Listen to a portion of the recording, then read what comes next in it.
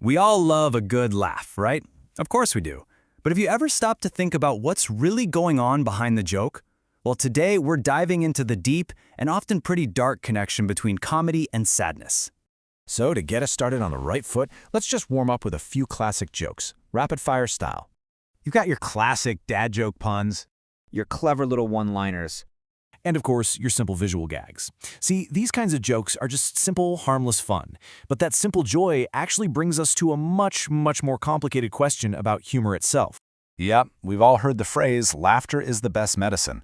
And you know what? Studies actually show it can reduce stress and even relieve pain. But there's this really strange paradox right at the heart of comedy, a tragic flip side to the art of making people laugh. I mean, really think about it. We've seen so many absolutely brilliant comedians bring joy to millions of people, all while privately fighting their own very real demon. This quote from the comedian Jim Norton, which was about the passing of Robin Williams, just gets right to the heart of it. Williams was an absolute comedic genius who struggled profoundly with depression. And he was not alone. The comedy world, sadly, is filled with stories just like his. And this isn't just a hunch or a few sad stories. A study way back in 1975 found that a staggering 80% of successful comedians had sought psychotherapy. This link between comedy and inner turmoil is deeply woven into the profession. and this is the real kicker. The comedians in that study, they often believed their pain was the source of their talent. They were literally afraid that if they got better, they'd lose their funny. So what is the psychological link here? How does all that pain get spun into punchlines? So what is the psychological connection?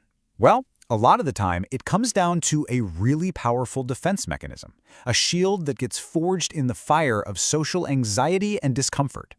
Think about the most basic kinds of comedy, right? Slapstick, where someone slips on a banana peel, or even just schoolyard teasing. We're laughing because someone else is being made the fool. It taps right into our primal fear of being embarrassed ourselves. This whole thing often starts really early in life. You have a shy, sensitive kid who is terrified of being laughed at. But then they learn a powerful trick. If you can make people laugh with you, they can't laugh at you. By making a fool of themselves on their own terms, they seize control of the whole situation. It's an incredibly effective strategy, because it beats everyone else to the punch.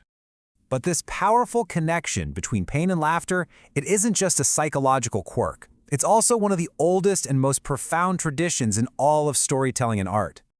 So, on the surface, tragedy and comedy are total opposites, right? One's all about suffering and disaster, making you feel fear. The other is about human foolishness and joy, and it usually ends with a wedding. They seem like two completely separate masks. But what happens when you smash them together? You get tragicomedy. And this is a genre that just refuses to pick a side. It mixes tears and laughter all into one. Because, let's be honest, that's what real life feels like most of the time. And this is not some modern invention. This blend has been around forever. You had Aristotle noticing humor in tragic plays back in ancient Greece. Shakespeare was a master of it during the Renaissance, and later writers used it to make fun of society. Storytellers have always known that the deepest truths often lies somewhere between a laugh and a cry. So let's take this huge, grand, artistic tradition and boil it down to its purest, most compact form, a single joke. Oof, yeah, that one hits hard, because it sets up this light, happy expectation. A rom-com, and then immediately just pulls the rug out from under you. It's funny because of the timing, but the feeling at its core is pure loneliness. That's tragicomedy in a nutshell.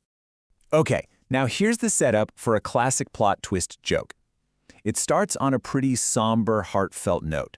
You feel a moment of sincerity, maybe a little sadness for Grandpa. You think you know exactly where this is heading. And there it is, the punchline. It completely shatters that tragic mood and swaps it out for dark, shocking humor.